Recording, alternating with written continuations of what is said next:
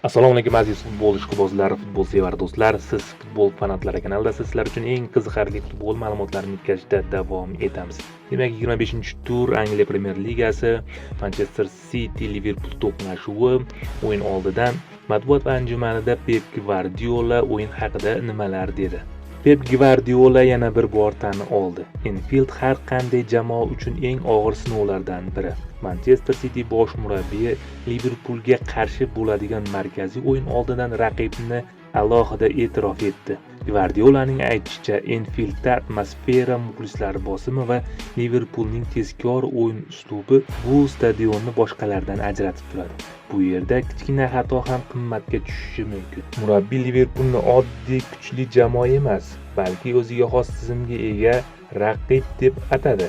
Tarkib sifatida murabbiylik darajasi va yuqori temp, bularning barchasi City uchun vazifani yanada murakkablashtiradi. Yakshanba kuni Enfieldda nafaqat ochkolar, balki xarakter ham sinovdan o'tkaziladi. Bir narsa aniq, bu o'yinda temp yuqori, kurash keskin va xatolar kechirilmaydi. Shunday deya o'z fikrlariga yakun yasadi Pep Gvardiola. Do'stlar, ertangi o'yin uchun bu videomizga Abduqodir Husanovni qo'llovchi komment yozib keting. Zero bizning oramizda Abduqodir Husanov muxlislari ko'proq deb o'ylaymiz.